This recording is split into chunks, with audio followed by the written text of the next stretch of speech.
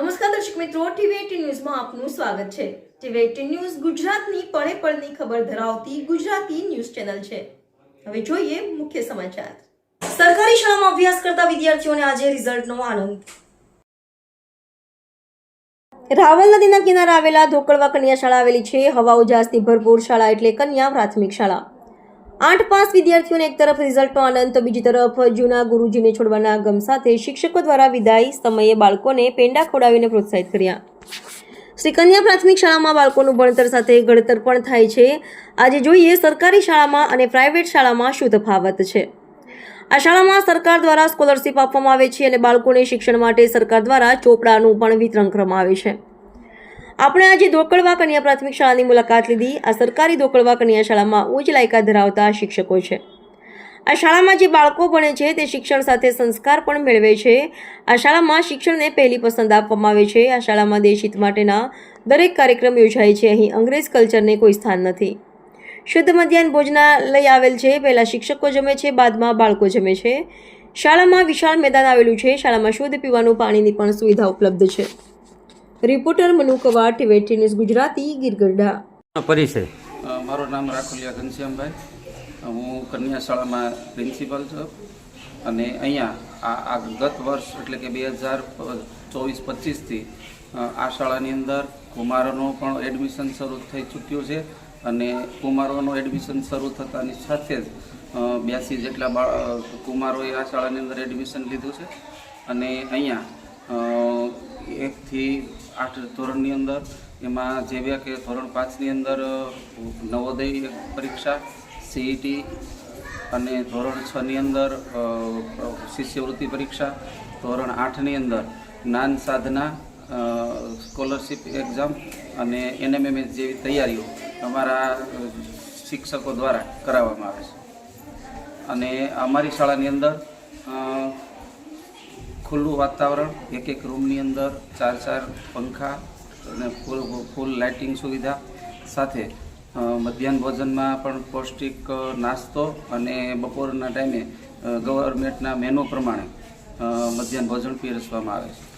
સાહેબ, આપણે પ્રાઇવેટમાં જવા માટે વાલીઓ કેમ વધારે ઉત્સાહિત થાય છે? પ્રાઇવેટની અંદર લિમિટેડમાં માનો કે એસાઇનમેન્ટ તરીકે એક પુસ્તક આવે છે, એમાંથી જ પૂછી શકે છે લોકો। જ્યારે અમારા ગવર્મેન્ટની અંદર અમે અધ્યયન નિષ્પત્તિ આધારિત શિક્ષણ આપીએ છીએ અને અમારા એકમ કસોટીથી માંડી અને ટોટલી કામ જે છે એ અધ્યયન નિષ્પત્તિ આધારિત જ પેપર હોય છે અને ક્યારેય નવનીત કે ગાઈડો આધારિત ક્વેશ્ચન પેપર હોતું જ નથી। મારું નામ છે રાખોલિયા દિનેશભાઈ, મારી શાળાનું નામ છે ધોકડવા કન્યા પ્રાથમિક શાળા। બેટા, અહીંયા તમને ભણવાનું કઈ રીતનું મળે છે? પ્રાઇવેટ કરતાં સરકારીમાં શું ફરક હોય છે? પ્રાઇવેટમાં અમુક શિક્ષકો હજી ભણતા હોય છે, સરકારીમાં તો ભણેલ શિક્ષકો હોય છે, ટેટ પાસ કરીને આવેલા હોય છે।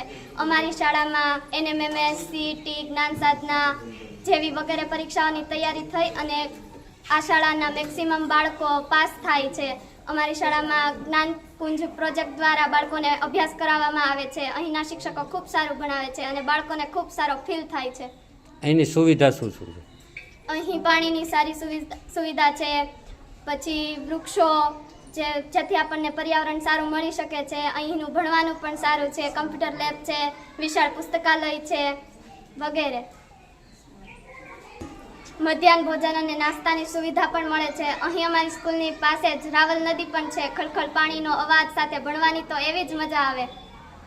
મારું નામ છે જાડેજા દેવ્યાની ભૂપેન્દ્રસિંહ, મારી શાળાનું નામ છે શ્રી કન્યા પ્રાથમિક શાળા। બેટા, અહીંયા ભણે છે તું, તો પહેલાં પ્રાઇવેટમાં ભણતી હતી કે નથી ભણતી? હા, પ્રાઇવેટમાં ભણતી હતી। તો પ્રાઇવેટમાં અને સરકારી સ્કૂલમાં શું તફાવત છે?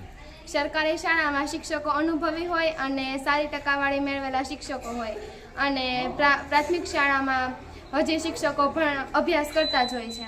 તમારે અહીંયા કઈ રીતની સુવિધા મળે છે?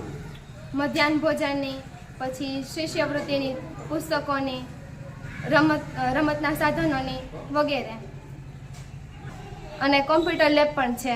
જય હિન્દ, જય ભારત। મારું નામ બલદાડિયા મહેશ, હું શ્રી કન્યા શાળા પ્રાથમિક શાળાનો SMCનો સભ્ય છું। મારી બંને દીકરીઓ અહીંયા અભ્યાસ કરે છે। સ્કૂલમાં બહુ સારું ગુણવત્તાવાળું શિક્ષણ આપે છે અને બહુ સજ્જ સુવિધાવાળી સ્કૂલ છે. તો આપણા બાળકોને અહીંયા પ્રાઇવેટ કરતાં સરકારી શાળામાં સ્કૂલમાં ભણતર કરાવો તો ખૂબ સારું. જય હિન્દ, જય ભારત.